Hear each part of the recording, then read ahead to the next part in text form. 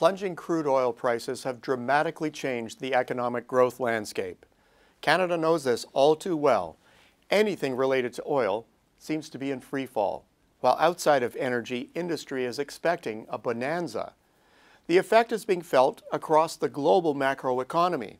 Oil exporters are counting their losses, while net importers are already projecting handsome dividends. As an imminent rebound is unlikely, how will the price plunge change world growth? And how is Canada expected to fare? Well, let's start with the bad news.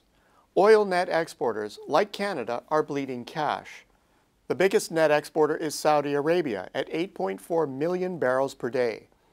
At a world price of $60 per barrel, that's costing them about $100 billion annually.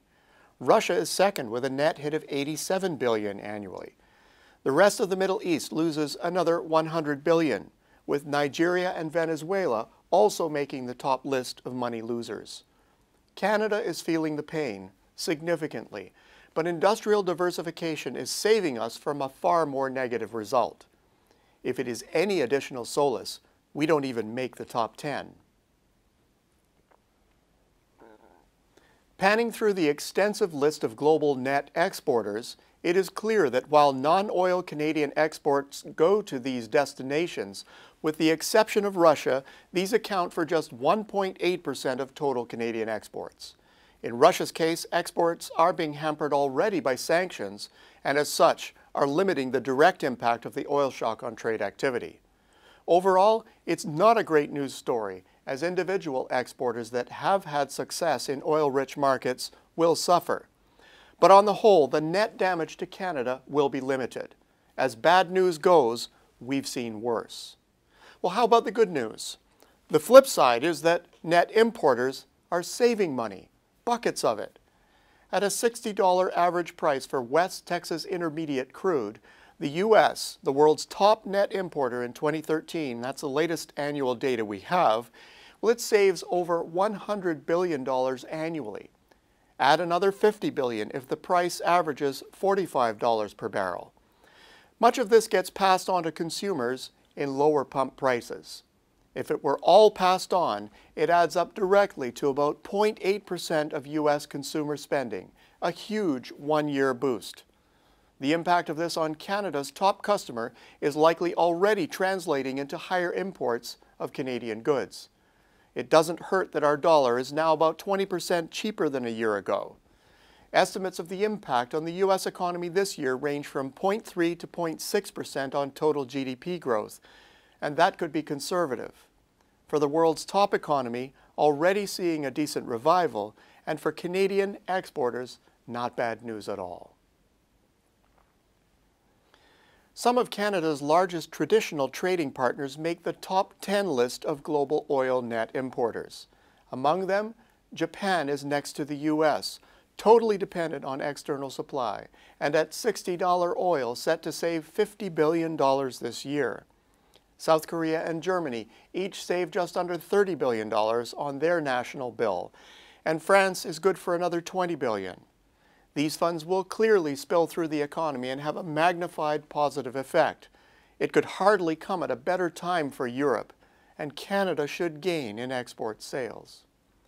Oil cost savings are substantial across a broad swath of the emerging world. China depends on the rest of the world for 6.6 million barrels a day of crude oil. With prices down by over $30 per barrel this year, it is estimated it will save a whopping $77 billion. India, next on the developing market list, looks to the rest of the world for 2.8 million barrels per day, generating equivalent savings of $33 billion annually. Savings aren't minuscule in non-oil producing South and Central America, and oil producer Brazil still depends on external supply to fill its economy's needs. The list of oil-dependent emerging nations goes on and on.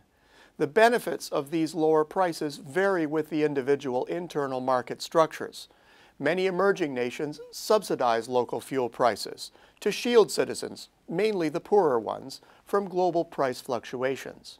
As such, pass-through of savings to consumers won't be as direct as for OECD nations in a good number of cases. However, it is interesting to note that several governments are taking advantage of low oil prices to reduce or eliminate subsidies. One way or another, emerging economies will benefit.